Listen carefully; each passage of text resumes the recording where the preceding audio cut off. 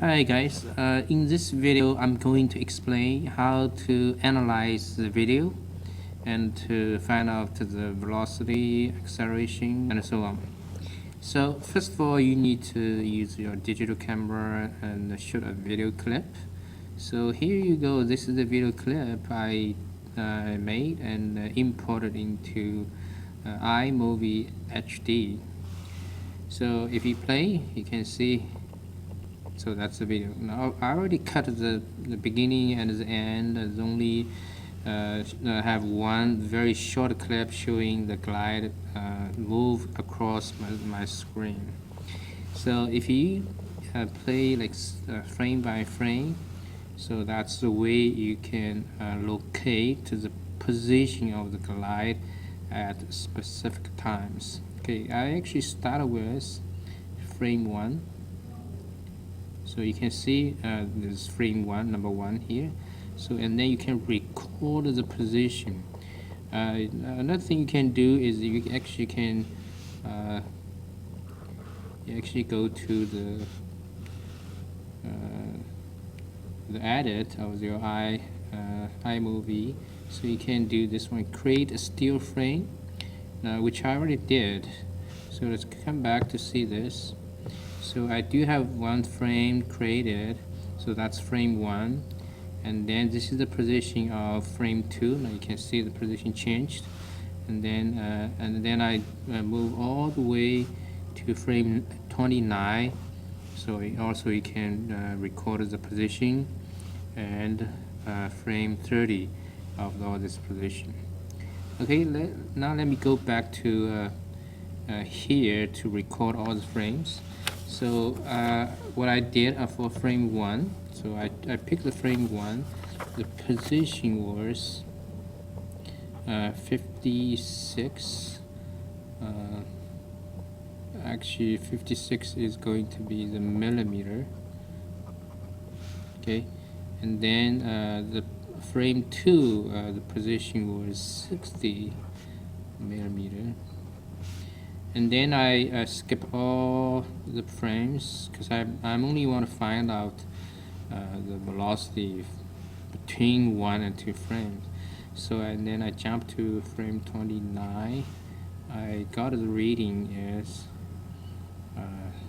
32, and then frame 30 I got the reading is 40, so it's also millimeter.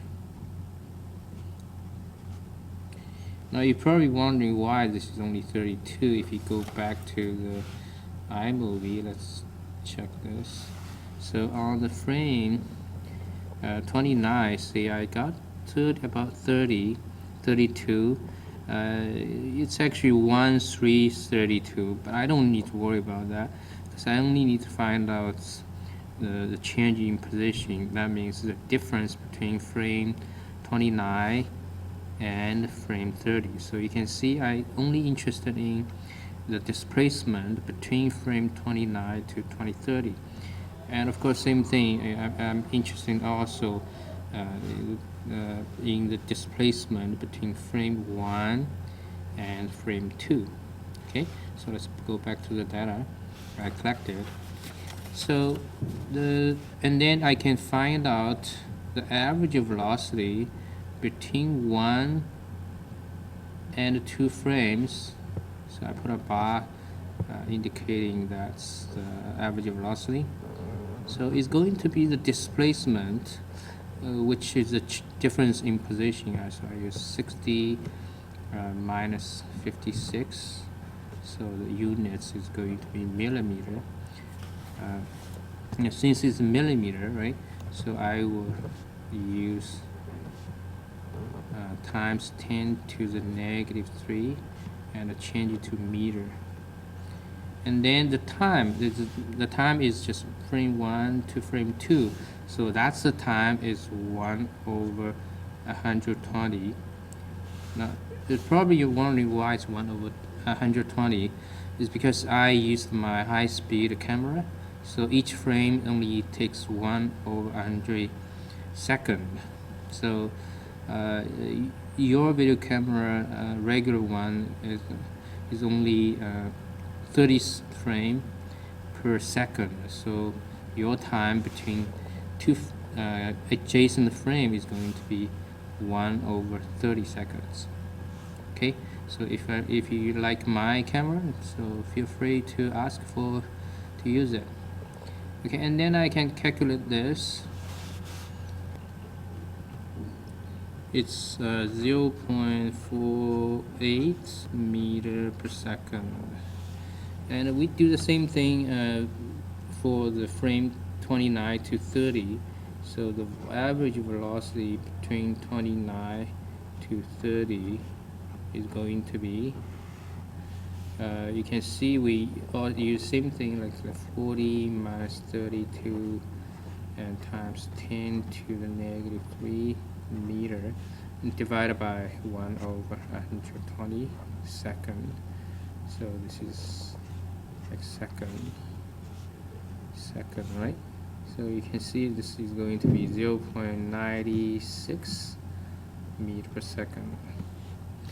Okay, so this is actually, we can treat it as an instantaneous velocity at frame 1, or whatever. You can treat it as the velocity between frame 1 and the frame 2, or 1.5 frame, whatever. And you can treat this as an instantaneous velocity at frame 29 or 29.5 frame. Okay, so then from these two velocity, I will treat this as a v initial and treat this as a v final. And then what's the delta t? You can count as 1 to 29. So basically it takes 29 frames. So the delta t in between, it should be 29 frames. So that's equivalent to 29 times 120, 1/120. So it is 29 times 1/120. So that's why I got 29/120 second. Okay, now it's ready to calculate acceleration. So it's going to be, the v final is 0.96 minus v initial right here, 0.48 divided by 29/120. So then you should get 1.99 meter per second squared. Okay, so this is acceleration I got for the system. Of course, you also need to measure the mass of the glide and mass of the hanging weight, and then you're ready to do the calculation. Okay.